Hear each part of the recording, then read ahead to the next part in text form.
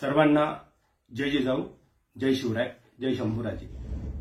मी doctor Shivanand Bhanuse, प्रदेश प्रवक्ता Sambhaji brigade Maharashtra आणि मनोज जरांगे पाटील यांच्या शिष्टमंडळातील एक सदस्य।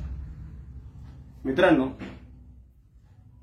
आपल्या समोर येण्याचं कारण 4 ऑक्टोबर रोजी मुख्यमंत्री कार्यालयातून फोन आला आणि मुख्यमंत्री साहेबांनी तज्ञ, अभ्यासक, घटनातज्ञ, मराठा आरक्षणाचे अभ्यासक या सर्वांची बैठक ठेवलेली आहे आणि तुम्हाला त्या बैठकीसाठी बोलवलं आहे। तुम्ही शिष्टमंडळामध्ये जे मुद्दे मांडले होते ज्या बैठकीत, त्या मुद्द्यावर चर्चा होणार आहे आणि तुम्ही अर्जंट मुंबईला या। मी तेव्हा जेवढं शक्य होतं तेवढ्या सर्वांशी चर्चा केली, संपर्क केले आणि त्या बैठकीला पोहोचलो। बैठकीला पोहोचल्यानंतर बैठक सुरू झाली। बैठकीमध्ये 2 महत्त्वाचे मुद्दे होते, सरसकट कुणबी प्रमाणपत्र आणि सरसकट मराठ्यांचा ओबीसीत समावेश। असे 2 मुद्दे मी शिष्टमंडळ जेव्हा गेलो होतो तेव्हा हे मुद्दे मांडलेले होते। जे कायदेतज्ञ त्या ठिकाणी होते, घटनेचे अभ्यासक त्या ठिकाणी होते, सरकारचे सल्लागार होते, त्यांनी प्रश्न उपस्थित केले की सरसकट असं कुणबी प्रमाणपत्र जर हा असा जीआर जर आपण काढला तर जात पडताळणीचे निकष किंवा अजून तांत्रिक अडचणी त्यात येतील आणि त्यामुळे हा जीआर टिकेल का? तो टिकण्यासाठी काय केलं पाहिजे, कशी संशोधन पद्धती डेव्हलप केली पाहिजे, संविधानिक पद्धतीनं कसं केलं पाहिजे हे सविस्तर सांगितलं, तरी सुद्धा त्यांनी त्यावर प्रश्नचिन्ह निर्माण केले। मग मनात शंका आली की मराठा समाजाचा 13-14 ला घात झाला, मराठा समाजाचा 18-19 ला घात झाला, परत मराठा समाजाचा घात होऊ नये म्हणून आम्ही सांगितलं की जी मूळ मागणी आहे, जे राज्य सरकारच्या हातात आहे, जे राज्य सरकार करू शकतं ते म्हणजे गेल्या 33 वर्षापासून मराठा सेवा संघाच्या माध्यमातून आदरणीय पुरुषोत्तम खेडेकर साहेब, संभाजी ब्रिगेडच्या माध्यमातून, 32 कक्षाच्या माध्यमातून आम्ही सांगतोय। संभाजी ब्रिगेडचे अध्यक्ष ॲडव्होकेट मनोजदादा आकरे, महासचिव सौरभदादा खेडेकर यांच्या नेतृत्वात या विषयावर आंदोलनं झाली की मराठा समाजाचा सरसकट ओबीसीत समावेश करावा आणि हे राज्य सरकारच्या अखत्यारीत आहे। त्यावर सुद्धा तिथले जे कायदेतज्ञ होते त्यांनी प्रश्न उपस्थित केला की सध्या ते शक्य होणार नाही। म्हणलं कसं काय शक्य होणार नाही? तर ते म्हणाले की ओबीसी अंगावर येतील। म्हटलं ओबीसीनं साधं गणित आहे, कोण काय म्हणतं, कोण अंगावर येतं त्याच्यापेक्षा हा देश त्याच्यावर चालत नाही, हा देश भारतीय संविधानावर चालतो।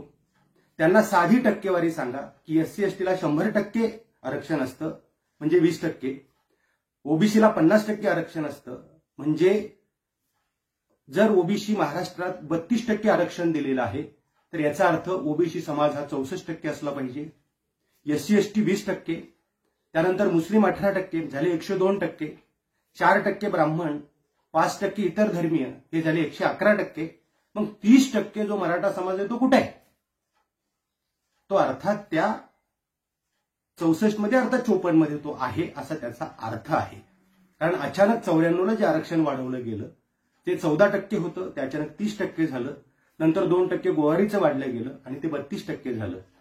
अशा 2 प्रश्नाची उत्तरं ओबीसी समाज आणि ओबीसी तज्ञांनी द्यावीत। तर आम्ही त्यांना प्रश्न विचारू, त्यांनी 2 प्रश्नाची उत्तरं द्यावीत की ही आकडेवारीचा मेळ काय आहे आणि ओबीसी समावेश करण्यासाठीचे निकष काय आहेत। हा पहिला मुद्दा। त्यानंतर दुसरा मुद्दा त्यांनी उपस्थित केला की काही तांत्रिक अडचणी आहेत, सुप्रीम कोर्टानं काही तांत्रिक अडचणी ऑर्डरमध्ये सांगितलेल्या आहेत की मराठा समाजाला पुरेसं प्रतिनिधित्व आहे, मराठा समाज मागास नाही, इम्पेरिकल डेटावर, असे अनेक प्रश्न उपस्थित केले। म्हटलं ही अफवा आहे, हे खोटं आहे। गायकवाड आयोग हा सुप्रीम कोर्टानं फेटाळलेला नाही, पहिली गोष्ट। दुसरी गोष्ट ही आहे की जे अनालिसिस म्हणजे अर्थात जी टक्केवारी काढली गेली आहे, जी मुंबई हायकोर्टानं 100% काढली होती, 17-18% प्रतिनिधित्व आहे म्हणून 12-13% 30 पैकी हे आरक्षण दिलं होतं, सुप्रीम कोर्टानं 48% ती टक्केवारी काढल्यामुळे ते डबल झालं। ते गणित चुकलंय, ती टक्केवारी चुकली आहे, ते मॅथमॅटिकली अनालिसिस चुकलंय.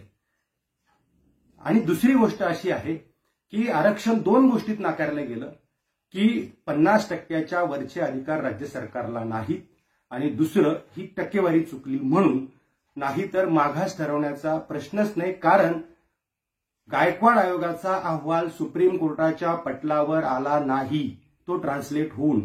मग जो अहवालच सुप्रीम कोर्टानं वाचला नाही त्याच्यात मागास ठरवलं की नाही हे सांगण्याचा काय प्रश्न आहे. त्यामुळे अफवा पसरवू नका. सरसगट मराठा समाजाचा गायकवाड आयोग, अर्थात गायकवाड आयोगावर जी भोसले समिती नेमलेली आहे त्या भोसले समितीने ज्या त्रुटी सांगितलेल्या आहेत त्या त्रुटी दूर करा आणि सरसगट मराठा समाजाचा ओबीसीत समावेश करून टाका.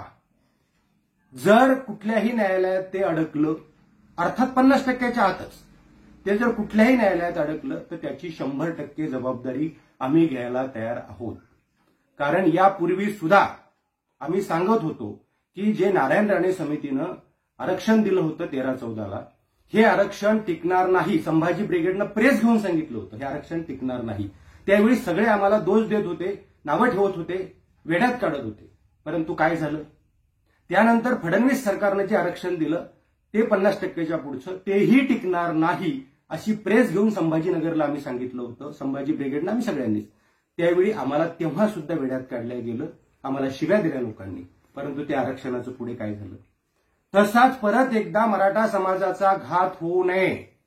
जे काही सध्या मनोज जरांगे पाटील यांनी आंदोलन उभं केलेलं आहे, अतिशय उत्स्फूर्तपणे समाज प्रतिसाद देतो आहे आणि अशा वेळी परत एकदा समाजाचा घात होता कामा नये, चुकीचं होता कामा नये. आपण खरं बोललं पाहिजे, खरं सांगितलं पाहिजे. जर त्या मीटिंगला उपस्थित राहून हे सांगितलं नाही तर उद्या हेच म्हणतील की तुम्ही आले नाही, हे सांगितलं नाही. जे तिथं बोललो तेच मीडियावर बोलतोय, तेच समाजासमोर बोलतोय, ते सोशल मीडियावर बोलतोय. कारण हे आरक्षण ओबीसीतून दिल्याशिवाय मराठा समाजाला आरक्षण टिकणार नाही, हे आम्ही वारंवार सांगितलेलं आहे.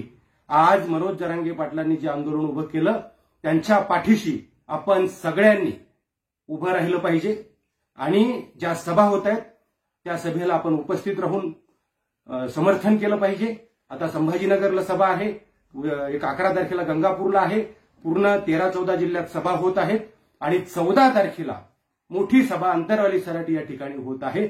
आपण सगळ्यांनी या सभेसाठी उपस्थित राहिलं पाहिजे आणि या सगळ्या समर्थन या आंदोलनाला केलं पाहिजे, पाठिंबा दिला पाहिजे, आपण सोबत असलं पाहिजे.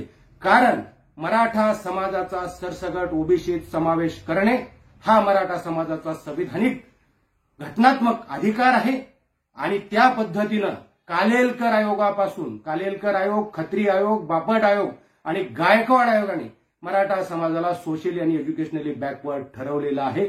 मराठा समाज ओबीसीला याला पात्र आहे आणि मराठा समाजाचा सरसगट ओबीसीत समावेश झाला पाहिजे. यासाठी हे आंदोलन सुरू आहे. या आंदोलनाला आपण प्रचंड प्रतिसाद दिला पाहिजे आणि सरकारला विनंती आहे की लवकरात लवकर तुम्ही जो 30 दिवसाचा वेळ घेतला त्या 30 दिवसात ते करणं शक्य आहे आणि लवकरात लवकर मराठा समाजाचा ओबीसीत समावेश करा, अन्यथा समाज आपल्याला माफ करणार नाही.